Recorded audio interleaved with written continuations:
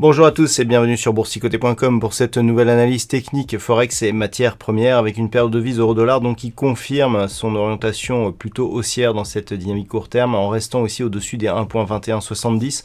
On a eu une tentative d'accélération ici à la hausse mais qui a tout de suite échoué. On revient ici quasiment au niveau du support. Donc on est toujours ici dans ce range entre 1.2110 et 1.2240 juste avant donc les discours de la Fed et de la Banque Centrale Européenne. Donc ça pourrait bouger demain, puisqu'on attend un petit peu justement des précisions par rapport à la poursuite des politiques monétaires de ces deux ensembles. Donc à surveiller, tout dépassement ici de cette zone de range pourrait donner un signal un peu plus moyen terme pour l'évolution future de cette paire de devises.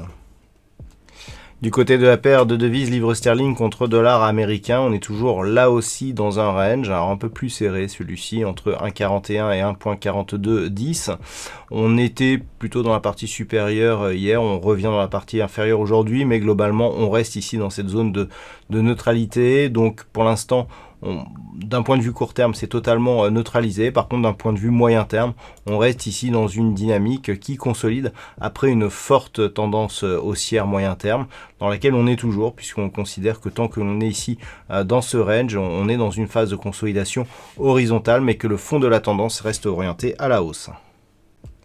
Sur l'or, là aussi, on a l'impression que la tendance court terme se neutralise totalement avant l'intervention des banques centrales. Alors, est-ce le calme avant la tempête?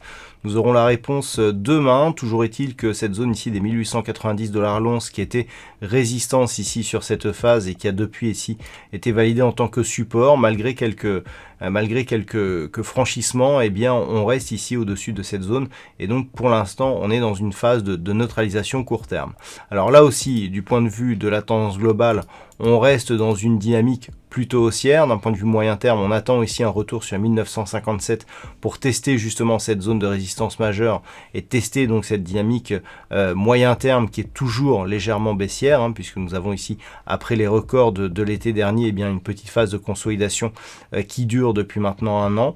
Donc pour l'instant, ça irait plutôt dans ce sens-là, puisque comme on peut le voir ici sur cette dynamique, je dirais court terme, on a ici des zones qui, une fois qu'elles sont support, ne sont plus retestées. Donc la zone ici de cassure de cette anticipation plutôt haussière, c'est ici 1855 $ l'once, et le fait que l'on se stabilise ici sur cette zone, eh bien va dans le sens d'une poursuite du mouvement en direction des 1957 $ l'once. Donc pas de changement pour l'instant sur le métal jaune.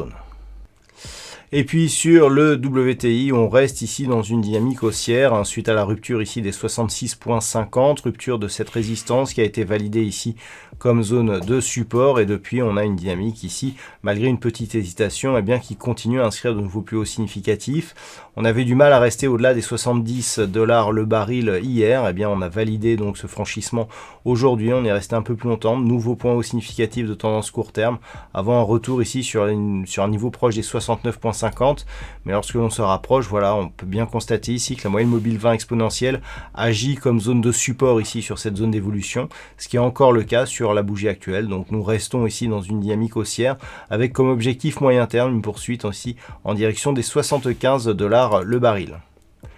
Voilà donc ce que l'on peut dire sur cette analyse technique Forex et matières premières. Je vous souhaite une bonne soirée et on se retrouve dès demain pour d'autres analyses techniques, toujours sur le site boursicoté.com.